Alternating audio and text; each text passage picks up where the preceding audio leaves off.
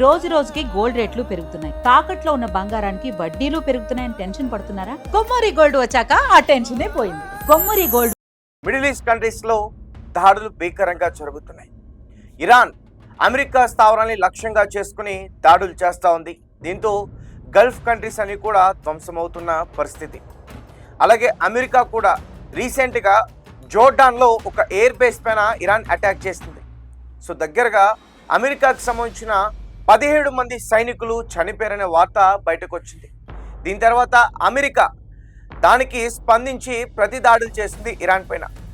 ఇరాన్లోని Bandar Abbas port, Qeshm island, Chabahar, Shiraz ఇటువంటి ప్రాంతాలపైన attack చేస్తుంది. అండ్ ముఖ్యంగా ఆ కోస్టల్ తీర ప్రాంతంలోని missile launch sites, drone launch sites, military command centres, తర్వాత air defence system, naval military వాటికి సంబంధించిన క్యాపబిలిటీస్, అలాగే నావల్ అసెట్స్ వీటన్నిటిపైన అటాక్ చేస్తుంది. అలాగే నిన్న అమెరికా చాలా భీకరంగా ఇరాన్ పైన దాడులు జరిపింది. ఇరాన్కి సంబంధించిన railway stations, power plants, telecommunications networks వీటిపైన కూడా అటాక్ చేస్తుంది. నిన్న ఇరాన్కి చాలా పెద్ద ఎత్తున మొత్తం కూడా కష్టం వచ్చిందనే చెప్పాలి. ఎందుకంటే అమెరికా F-35, F-16 ఈ ఫైటర్ జెట్స్ తోటి చాలా మెరుపు దాడులు చేస్తుంది. సో ఐఆర్జేసీ వెంటనే మళ్ళీ దానికి స్పందించి కువైట్, బహ్రెయిన్ ఆ 2 దేశాలని టార్గెట్ చేసుకుని అక్కడ international airports, desalination plants, power plants వీటిని టార్గెట్ చేసుకుని డ్రోన్స్తో అటాక్ చేయడానికి ప్రయత్నించింది. సో గత కొన్ని రోజుల నుంచి యుద్ధం కొనసాగుతూ ఉంది. అంటే ముందు కొన్ని నెలల నుంచి జరుగుతుంది. సీజ్ ఫైర్ అనౌన్స్ చేసిన తర్వాత మళ్ళీ 10 రోజుల నుంచి కూడా యుద్ధం జరుగుతూ ఉంది. అమెరికా ఇరాన్ పైన మెరుపు దాడి చేయటం, ఇరాన్ అమెరికాకి సపోర్ట్గా ఉన్న కంట్రీస్ పైన మెరుపు దాడి చేయడం ఇవన్నీ కూడా జరుగుతూ ఉన్నాయి. దీంతో ప్రపంచ వాణిజ్యానికి చాలా ఆటంకి కలిగిందనే చెప్పాలి. ఎందుకంటే హర్మోస్, స్ట్రైట్ ఆఫ్ హర్మోస్ జలసంధి, సో అక్కడి నుంచి ఎక్కువగా ఇతర దేశాలకి క్రూడ్ ఆయిల్ కావచ్చు, ఎల్పిజి గ్యాస్ కావచ్చు, ఇవన్నీ కూడా అక్కడి నుంచి ఎక్కువగా రవాణా అవుతూ ఉంటాయి, పెద్ద పెద్ద కార్గో షిప్లు ఇవన్నీ కూడా. సో అమెరికా ఇరాన్ పైన చేస్తున్న యుద్ధం వల్ల ఇరాన్ తెలివిని ప్రదర్శించి ఆ హర్మోజ్ని క్లోజ్ చేసి, ఎందుకంటే కొన్ని ఆంక్షలు ఎదుర్కొంటుంది ఇరాన్, సో ఆ హర్మోజ్ని క్లోజ్ చేస్తే ప్రెజర్ తీసుకురావచ్చు ముఖ్యంగా గల్ఫ్ కంట్రీస్ పైన, అలాగే మొత్తం ప్రపంచ దేశాల మధ్య ఏవైతే ఆ చమురు, ఎల్పిజి గ్యాస్ పైన ఆధారపడి ఉన్నాయో అన్నిటిపైన ప్రెషర్ తీసుకురావాలని ప్రయత్నం చేసింది. హర్మోజ్ని క్లోజ్ చేసింది, టోల్ గేట్ లాంటిది పెట్టి అక్కడ డబ్బులు వసూలు చేయాలని చెప్పి ప్లాన్ చేసింది. సో అది ఎలా సాధ్యం అవుతుంది, సాధ్యం కానివ్వమంటూ కూడా అమెరికా కొన్ని రోజులు మొత్తం కూడా అష్టదిగ్బంధనం చేసేందుకు ప్రయత్నించింది, నావల్ బ్లాకేడ్. సో కొన్ని రోజులు చేసింది. దాని తర్వాత డిప్లొమాటిక్ టాక్స్ నడిచాయి, సీజ్ ఫైర్ అనౌన్స్ చేశారు. తర్వాత కొన్ని రోజులు అందరూ కూడా నిశ్శబ్దంగానే ఉన్నారు. ఇరాన్ ఒప్పుకుంది. అలాగే న్యూక్లియర్కి సంబంధించి కూడా డిస్కషన్స్ జరిగాయి. ఎందుకంటే న్యూక్లియర్ ప్రోగ్రామ్ని ఎక్కువగా డెవలప్ చేస్తే దీంతో మిడిల్ ఈస్ట్ కంట్రీస్లోనే శాంతి భద్రతలకు చాలా ఆటంకి అయ్యే అవకాశం ఉందంటూ కూడా అమెరికా, ఇజ్రాయెల్ ఈ 2 దేశాలు కూడా మొదటి నుంచి కూడా ఇరాన్ పైన ఆరోపణలు చేస్తూ ఉంటారు. సో దాని తర్వాత దానికి సంబంధించి కూడా డిస్కషన్స్ నడిచాయి. ఇక ఆగింది. ప్రపంచ వాణిజ్యానికి ఏ ఇబ్బంది లేదు అనుకున్న టైంలో మళ్ళీ ఈ అటాక్స్ అన్నీ కూడా జరిగాయి. మొత్తం పూర్తిగా ఇప్పుడు అక్కడ ఉన్న షిప్స్ అన్నీ కూడా అక్కడనే ఉండిపోయాయి.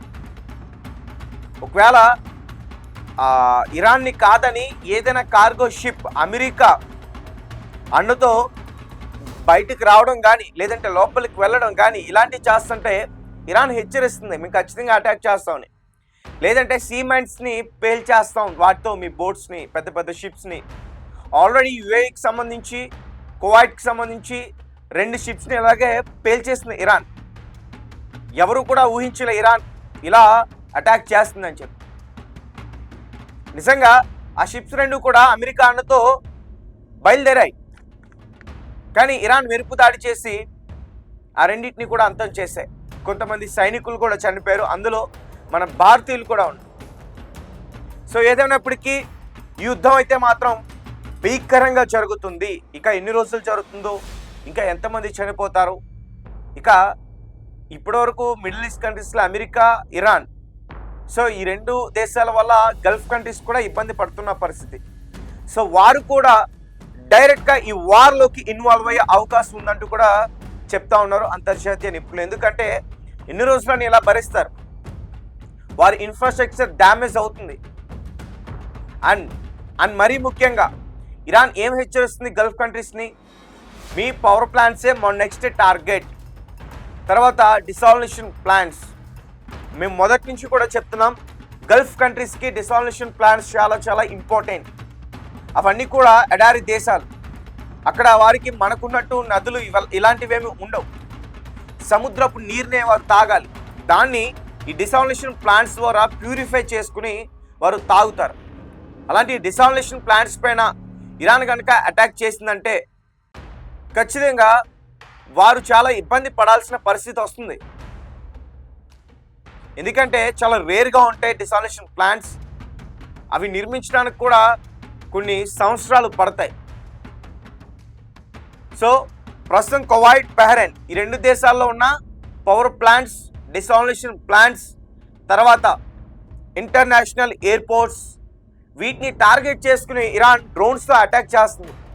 మేము అక్కడ వరకు డ్రోన్స్ని తీసుకొచ్చాం, మేము బాలిస్టిక్ మిసైల్ని తీసుకురావడానికి మాకెంతో సమయం పట్టదు, మీరు అమెరికాతో చర్చలు జరిపించండి అంటూ కూడా వారు హెచ్చరించే ప్రయత్నం చేశారు. ముఖ్యంగా ఐఆర్జీసీ మిలిటరీ ఇరాన్కి సంబంధించి గల్ఫ్ కంట్రీస్ అన్నింటినీ కూడా హెచ్చరించే ప్రయత్నం చేశారు. మొత్తం Saudi Arabia, Jordan, Kuwait, Khattar, Bahrain ఇవన్నీ కూడా చాలా చాలా ఇబ్బంది పడుతున్న పరిస్థితి. సో వారికి ఏమీ అర్థం కాని సిచ్యువేషన్. ఇరాన్ని వేడుకోవాలో, డొనాల్డ్ ట్రంప్ని బ్రతిమలాడుకోవాలో, యుద్ధం ఆపండి అని చెప్పి వారికి అర్థం కావట్లే. కానీ అసలు వార్లో వారికి ఎటువంటి సంబంధం లేకున్నా కానీ వారి ఆయుధ సంపత్ని యూజ్ చేయాల్సి వస్తుంది. ఎందుకంటే అమెరికా సైలెంట్గా ఉంటుంది, అండ్ వీరు గల్ఫ్ కంట్రీస్ని టార్గెట్ చేసి అటాక్ చేస్తున్నారు. సో వారు ఆయుధాలతో ఎయిర్ డిఫెన్స్ సిస్టమ్ని యూజ్ చేసి ఆ డ్రోన్స్ కావచ్చు, మిసైల్స్ని కావచ్చు అడ్డుకునే ప్రయత్నం చేస్తుంది మొత్తం కూడా ఈ గల్ఫ్ కంట్రీస్. సో అండ్ మరి ముఖ్య ఇరాన్ ఐఆర్జేసీ ఒక కీలక ప్రకటన తెలియజేస్తుంది. ఈ యుద్ధం ట్రంప్ చచ్చే వరకు ఆగదు, మా చివరి కోరిక ట్రంప్ని చంపేయటం. ఎందుకంటే ఇరాన్లోని చాలామంది నాయకుల చావుకి కారణమయ్యాడు డొనాల్డ్ ట్రంప్. కాబట్టి అతను ఎట్టి పరిస్థితుల్లో ప్రాణాలతో మేము ఉండనివ్వం. ఆల్రెడీ అతను శవ పెట్టుకొని మేము సిద్ధం చేసి ఉన్నాం, ఖచ్చితంగా అతన్ని చంపేస్తామంటూ కూడా వారు చెప్తా ఉన్నారు. కేవలం ఐఆర్జేసీ మిలిటరీ కాదు, ఆ దేశ ప్రజలు కొన్ని ప్లగాట్లు పట్టుకుని తిరుగుతున్న పరిస్థితి ఇప్పటికీ రోడ్లపైన.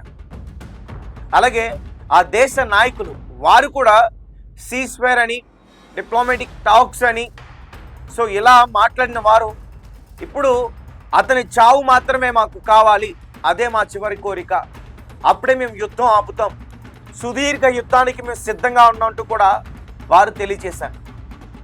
అండ్ మరీ ముఖ్యంగా జామ్ కరణ్ మసీద్, సో ఒక రెడ్ ఫ్లాగ్, ఒక ఎరుపు జెండాని ఆ మసీద్ పైన వారు ఎగరేస్తారు షియా ముస్లిమ్స్. ఎందుకంటే ఎవరైనా ఒక వ్యక్తి లేదా వారి నాయకుడు అన్యాయంగా చంపబడితే రివెంజ్ తీర్చుకునేంత వరకు ఆ ఫ్లాగ్ ఆ మసీద్ పైన ఉంటుందంట.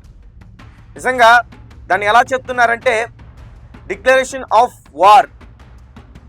సో రివెంజ్ తీర్చుకునేంత వరకు అది ఆ మసీద్ పైన ఎగురుతూనే ఉంటుంది. సో దాన్ని వారు మళ్ళీ ఎగరవేశారంటూ కూడా చెప్తున్నారు. సో ఏదైనప్పటికీ ప్రపంచ వాణిజ్యానికి ఇబ్బంది అయితే తలెత్తింది. ఆల్రెడీ ఇప్పటివరకు రేట్లు పెరిగాయి, $90 వరకు కూడా ఎల్పిజి గ్యాస్, క్రూడ్ ఆయిల్ ఈ ధరలన్నీ కూడా పెరిగిపోయాయి. దాని గురించి క్లియర్గా నేను ఇంకా కొన్ని విషయాలు చెప్పేందుకు ప్రయత్నిస్తా. సో రేట్లు అయితే పెరుగుతున్నాయి. ఆ ఎఫెక్ట్ కేవలం పెట్రోల్ డీజిల్ పైన ఉండదు, నిత్యావసర సరుకుల పైన కూడా ఆ భారం పడే అవకాశం ఉంటుంది. కేవలం భారత్కే కాదు, మొత్తం ప్రపంచ వాణిజ్యానికి అంటే అన్ని దేశాలు కూడా ఇబ్బంది పడే పరిస్థితి ఉంటుంది. త్వరలోనే ఆ ఇబ్బంది ఏంటనేది తెలుస్తుంది. అండ్ మరీ ముఖ్యంగా ఎమర్జెన్సీ లాక్డౌన్స్ కూడా ప్రకటించే పరిస్థితి కూడా కొన్ని దేశాలకు వచ్చే అవకాశం ఉంటుంది. ముఖ్యంగా మన పక్కనున్న పాకిస్తాన్ కావచ్చు, మన కిందనున్న శ్రీలంక కావచ్చు, బంగ్లాదేశ్ కావచ్చు, ఇటువంటి దేశాల్లో ఖచ్చితంగా ఎమర్జెన్సీని ప్రకటించే అవకాశం ఉన్నట్టు కూడా చెప్తా ఉన్న పరిస్థితి. సో చూద్దాం. ఇప్పటివరకైతే బహ్రైన్, ఒమాన్, తర్వాత ఈజిప్ట్, ఈ 3 దేశాలు కూడా సీజ్ ఫైర్ కోసం ఎన్నో ప్రయత్నాలు చేస్తూ ఉన్నాయి. డిప్లొమాటిక్ టాక్స్ కోసం ప్రయత్నాలు జరుగుతూ ఉన్నాయి. అమెరికా రెడీ అంటుంది, కానీ ఇరాన్ మాత్రం లేదు, మాకు యుద్ధం కావాలని చెప్పి అంటుందంట. సో ఇంకా యుద్ధం ఇలాగే కొనసాగితే చాలా భయంకరంగా ఉంటుంది మిడిల్ ఈస్ట్ కంట్రీస్లో మొత్తం కూడా. అండ్ అమెరికాకి సంబంధించిన కొంతమంది ఎక్స్ మిలిటరీ ఆఫీసర్స్ వారు ఏం చెప్తున్నారంటే, ఇది కేవలం హర్మోస్ దగ్గర జరుగుతున్న యుద్ధం కాదు, దీన్ని రెడ్ సీ వరకు కూడా తీసుకెళ్లే ప్రయత్నం చేస్తుంది ఇరాన్. ఎలా అయితే స్ట్రైట్ ఆఫ్ హర్మోస్ని క్లోజ్ చేసి ఇరాన్ తెలివిని యూజ్ చేస్తుందో, యెమెన్ అక్కడి వరకు కూడా, ఆ దేశం వరకు కూడా తీసుకెళ్ళి అక్కడ ప్రాక్సీ గ్రూప్స్ ఏవైతే ఉన్నాయో, హౌతీస్ ముఖ్యంగా యెమెన్లో, సో వాళ్ళతో ఈ బాబ్ ఆల్ మందాబ్ అనే ఒక స్ట్రైట్ ఉంది. ఇప్పుడు హర్మోస్ ఎలా ఉందో రెడ్ సీ దగ్గర కూడా అలాంటి ఒక స్ట్రైట్ ఉంది. సో అక్కడి నుంచి కూడా వాణిజ్యం జరుగుతూ ఉంటుంది. పెద్ద పెద్ద కార్గో షిప్స్ ఇవన్నీ కూడా వెళ్తూ ఉంటాయి, ఎల్పిజి గ్యాస్, క్రూడ్ ఆయిల్ ఇవి వెళ్తూ ఉంటాయి. సో దాన్ని కూడా క్లోజ్ చేసేందుకు ప్రయత్నాలు జరుగుతూ ఉంది. ఎందుకంటే ఆల్రెడీ యెమెన్ ఇరాన్కి సపోర్ట్గా ఉంది. ఇరాన్కి సంబంధించిన ఐఆర్జేసీ ఈ ప్రాక్సీ గ్రూప్స్ హౌతీస్కి ఆయుధాలు సప్లై చేస్తుంది. సో అంటే ఇంకా అమెరికా ఏమైనా భీకరంగా ఇరాన్ పైన దాడులు చేసేందుకు ప్రయత్నిస్తే ఖచ్చితంగా వారు నెక్స్ట్ తీసుకోబోయే స్టెప్ ఇదే అంటూ కూడా ఆయన తెలియజేశారు. సో చూద్దాం. ఇప్పటివరకైతే అమెరికా ఇరాన్ పైన దాడి చాలా భయంకరంగా చేస్తూ ఉంది. రైల్వే స్టేషన్స్ని టార్గెట్ చేస్తుంది, పవర్ ప్లాంట్స్ని, తర్వాత టెలికమ్యూనికేషన్స్ నెట్వర్క్స్, వీటన్నిటిని కూడా టార్గెట్ చేసుకుని దాడులు చేస్తూ ఉంది. సో దీనికి సంబంధించి మరిన్ని అప్డేట్స్ మళ్ళీ అందించేందుకు ప్రయత్నిస్తాను. అండ్ మీ కమెంట్స్ ఏంటి, మీరేం చెప్తారు? యుద్ధం ఇంకా ఇలానే ఇంకో 10 రోజులు కొనసాగితే ఎటువంటి ఇబ్బంది పరిస్థితులు పడే అవకాశం ఉంటుంది ప్రపంచ దేశాలన్నీ కూడా? ఖచ్చితంగా కామెంట్ రూపంలో తెలియపరచండి. అండ్ యుద్ధం ఆగాలంటే ఏం చేయాలంటారు అది కూడా తెలియపరచండి.